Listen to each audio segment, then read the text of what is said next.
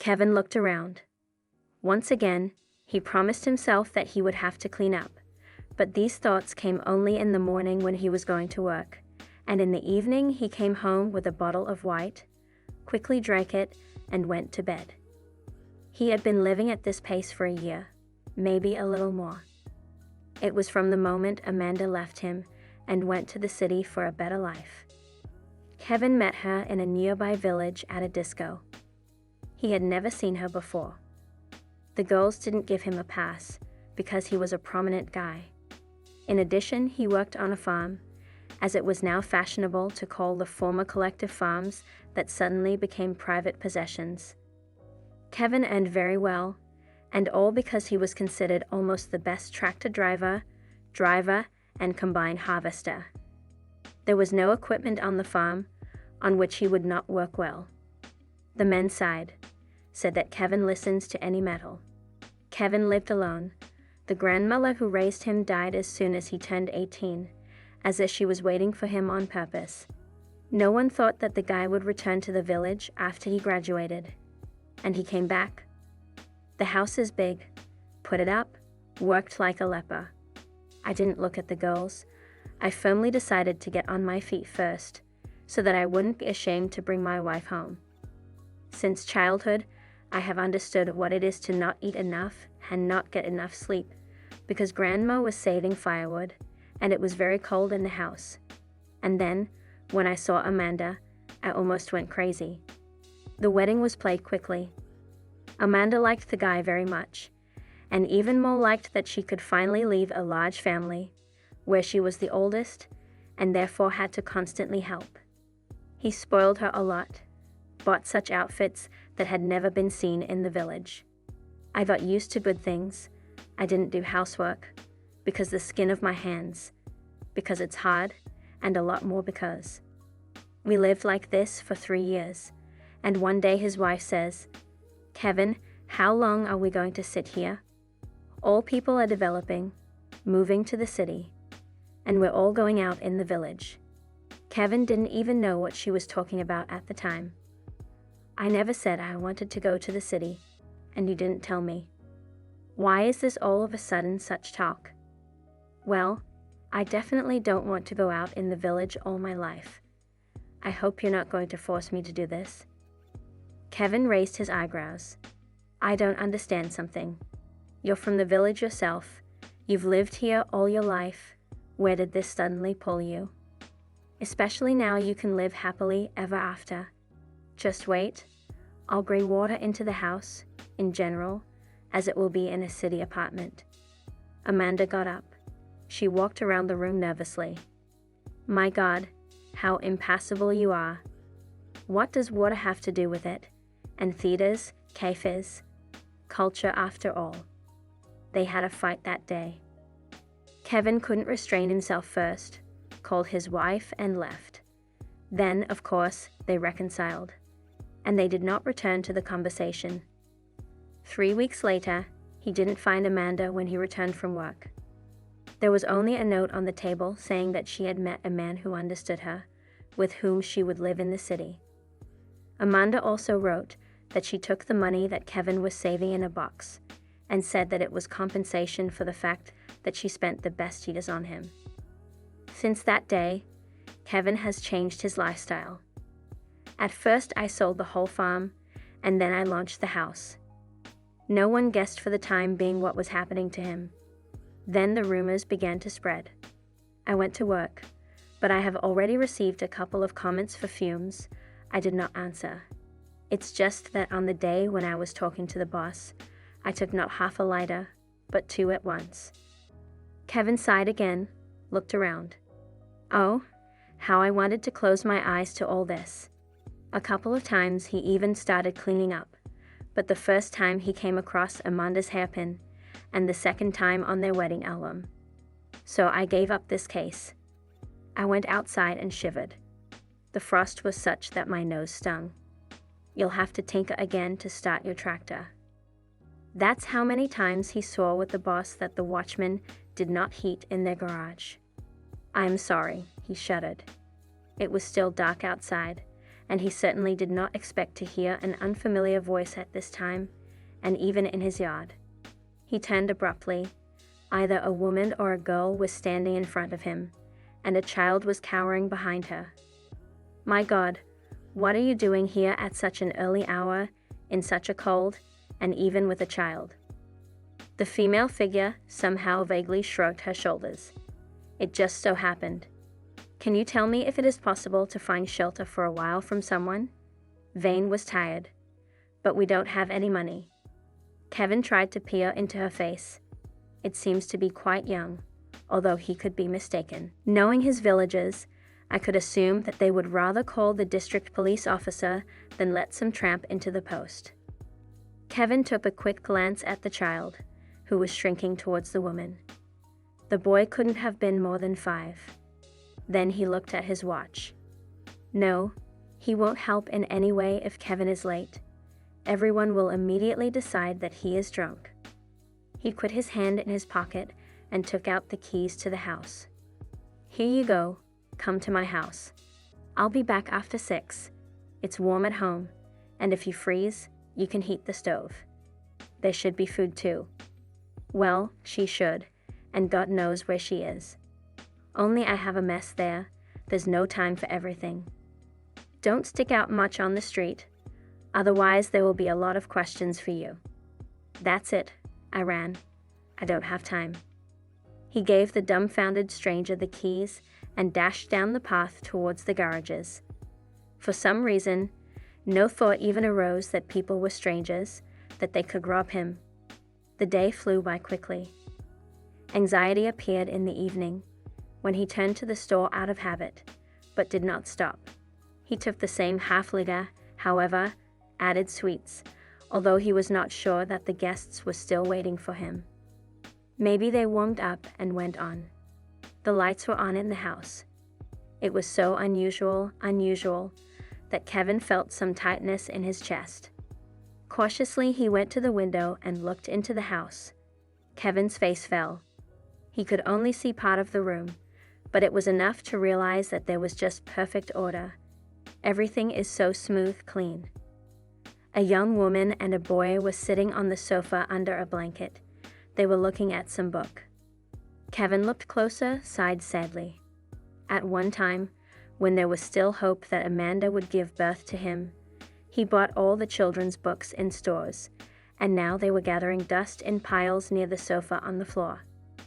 When my wife left, I wanted to throw it away, but my hand did not rise, and there was a smell of food from the house, such a forgotten smell that Kevin involuntarily swallowed. He looked at the bottle in his hands and quickly shoved it into the snow. The young woman jumped up when he entered, blushed. "Hello. I'm sorry. Vane and I have been doing a bit of housework. I made dinner." Kevin himself was at a loss. He had no idea that the tramp, whom he regretted in the morning, could turn out to be a very pretty young woman. "I wouldn't mind having dinner. It's just creepy how hungry I am." She rushed to set the table, and Kevin took off his shoes, undressed and went to the boy, held out his hand to him. The boy smiled and carefully held out his palm.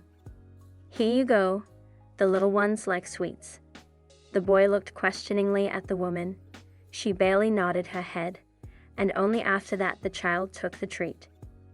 Kevin sat down at the table, inhaled the aroma of hot borscht, and even squeezed his eyes shut with pleasure. Only after the plate was empty did he look at the guest who was waiting for his words. "It was incredibly delicious." She smiled. "Thank you. This is the least we could do for you." But a shadow crossed her face. "We probably need to move on. We have already overstayed our welcome." Kevin raised his eyebrows in surprise. "Are you in a hurry somewhere?" "No, we have nowhere to hurry." Kelly, that was the name of the young woman, came to him from the room where she was putting Vane to bed an hour later. She sat down at the table. Kevin got up, poured tea for her and himself. She thanked him and looked at him with huge blue eyes. "Don't think we're not homeless.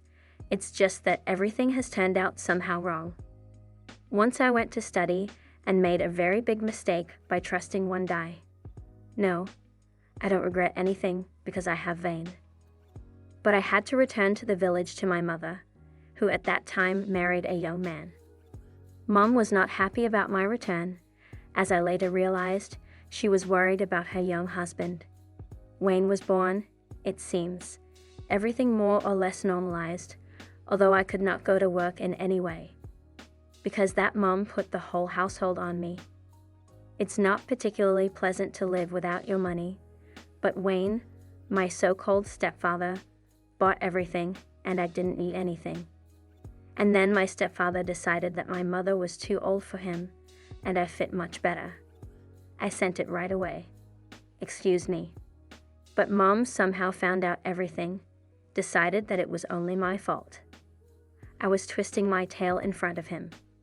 And my own mother and stepfather decided that they didn't have enough of my Wayne for a full family and I needed to be kicked out. My mother said she would deprive me of my parental rights for 102. I don't have a job. I'm sitting on their neck. Everything else can be invented. So I ran away with Vane. I'm just sure they'll be looking for us. My mom won't calm down just like that. Kevin twirled the spoon thoughtfully. Tell you what, Kelly, stay with me until we figure something out. I'm almost never at home, so you don't bother me at all. And I'll find out what and how. For a week. Kevin even forgot that he used to drink in the evenings at all. Now he was making something with Vane, and reading with him, and the house was clean and warm. Kelly spoiled them with delicious dinners. This is the kind of life Kevin has always dreamed of. It's a pity, just that all this is not his. One day he was in a hurry from work, and a neighbor called out to him, "What, can I congratulate you?" Kevin turned pale. Kelly and Vane are there. He ran home. Amanda was sitting on the couch in a beautiful pose. She looked at him resentfully. Neither Kelly nor Vane was there. Where are they? Amanda pursed her lips resentfully. I didn't understand, but where is the joy of our meeting? She was confident in herself and her charms. Kevin covered the distance to the sofa in 2 steps and jerked her up. Where are they? She screamed in fright. How do I know? We went somewhere. I don't know, probably home. Kevin released her and rushed to the door. At the door he stopped. So that when I return, your spirit will not be here. Amanda looked at him in surprise and knew he wasn't joking. But how is that? She was sure Kevin would cry with joy. Kevin knew it had been an hour, maybe more. They could have gone far. It was already dark outside. Where can they be? He was running through the village towards the garages, almost praying that the boss was there. He would have taken the equipment anyway and let them put him away. The boss was there, listened to Kevin's confused story, and nodded at his Jeep. Here, take it. It has a better cross-country ability than your tractor. Well, the speed. Of course. Thanks, Denny.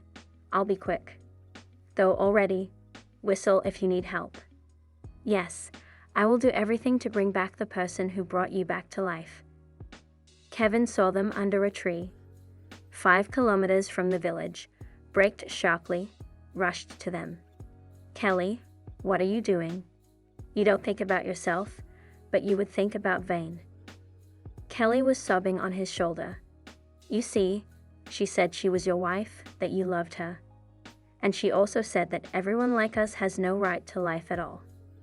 Kelly talked a lot more, and Kevin hugged her and Wayne, and thought only that he was happy, and that nothing happened to them. When the flow of tears subsided a little, Kevin said decisively, We will file an application tomorrow. I'll keep an eye on you so that you don't do anything else. Kelly didn't object, just snuggled closer to him. Vane smiled and asked, Will you be my dad? It turns out like this. Vane looked at him for a minute, then put his arms around both him and his mother. On the day they signed, guests came to them, Kelly's mother and her husband. Well, hello, Wayne. Get ready quickly. It's time for us to go home. And this walking, I hope, will be determined where it is necessary. Kelly turned pale, and Vane snuggled up to her. Kevin stood up. Who are you? What appeared in my house without knocking? The woman glanced at him. We are the parents of this one. She probably sang some nonsense to you. She was drunk and walking. Don't believe it. One more word to my wife. I will not look that you are a woman. She hiccuped. Who? This is my son. The adoption process is almost over. It was quiet for a minute, then the door slammed. It was the mother's young husband who came out, and she rushed after him.